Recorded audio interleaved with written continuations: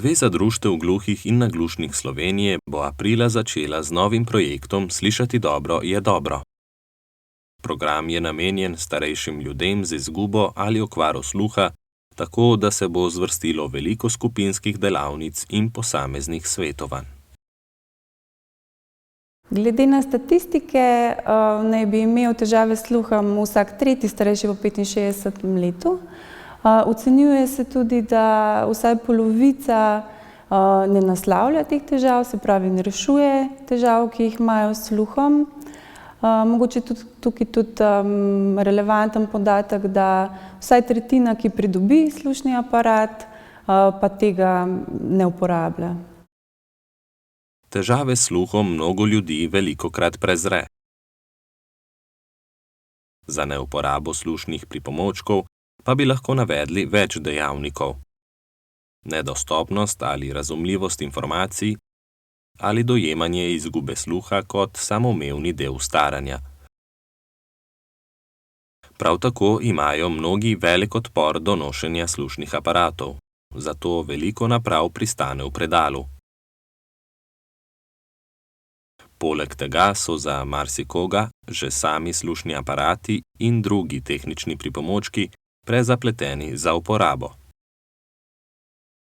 Za program smo se odločili, ker želimo spregovoriti o raznih izzivih in posledicah, ki jih prinaša oziroma seboj prinese izguba sluha. Kako to konkretno vpliva na posameznika, na njihovo vsakodnevno življenje, kako se lahko s tem soočimo, kako lahko poskrbimo za boljši sluh in tudi sami zase. Starejše osebe z izgubo sluha so še posebej ranljiva skupina, ki je pogosto prezrta.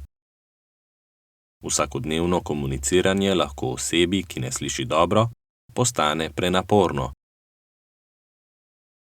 Ljudje, ki imajo tovrstne težave, se velikokrat začnejo umikati iz socialnega življenja. To le še okrepi osamljenost in družbeno osamitev, ki je poleg revščine največja težava naglušnih starejših. Na delavnicah bodo spregovorili o izzivih in posledicah izgube sluha ter njegovemu vplivu na posameznikovo vsakdanje življenje. Bolj konkretno bomo pogledali, kako izguba sluha vpliva na sporazumevanje z bližnjimi, na splošno z okolico, na kakšne načine lahko lažje, bolj učinkovito vseeno komuniciramo, kakšen vpliv ima ta težja ovirana komunikacija na odnose, kako se počutimo ob tem, kakšna čustva se nam porajajo. Bomo pogledali tudi razne tehnike za reševanje, mogoče kakšnih stisk. Pokrili bomo pa tudi delavnice z bolj tehnično vsebino, kar se tiče nakupa, vzdrževanja slušnih aparatov, tehničnih pripomočkov ter pravic, ki jih imajo starejši v povezavi s tem.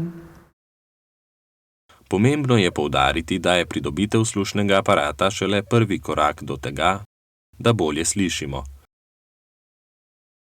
Potrebna sta postopno privajanje in prilagajanje. Dlje kot odlašamo s pregledom sluha in pridobitvijo slušnega aparata, težje se možgani privadijo na uporabo slušnih pripomočkov in ponovno prepoznavanje zvokov. Z delavnicami začnemo v mesecu aprilu, že ta ponedeljek, 3. aprila, potem se bomo srečevali vsak ponedeljek do konca junija.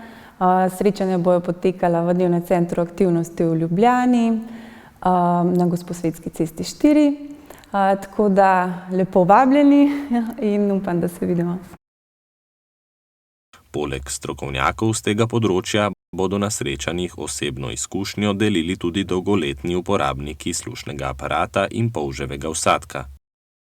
Delavnice bodo izvajali strokovni delavci Zveze društev gluhih in naglušnih Slovenije, prisotna pa bosta tudi psiholog in slušni akustik.